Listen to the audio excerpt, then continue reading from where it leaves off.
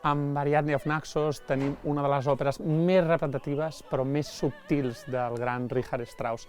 Estrenada a Stuttgart, és una òpera poc representada al Gran Teatre del Liceu, només 24 representacions. Va arribar al Liceu el 1942, durant la Segona Gran Guerra. Hi havia la soprano Lotte Schrader, la Cova Wackers.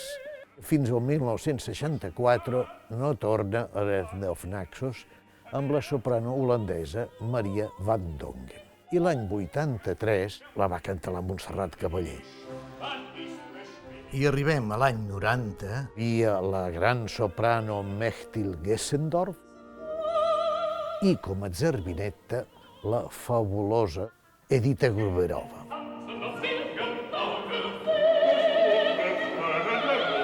Una última edició l'any 2002-2003, perquè hi havia l'Adriana Piechonka i hi havia una altra vegada l'Edita, que es va alternar amb la Milagros Poblador fent de zerbinetta. Més gran de l'Edita Gruberova al Liceu va ser amb les dues vegades que ella va cantar la zerbinetta de l'Ariadne of Naxos.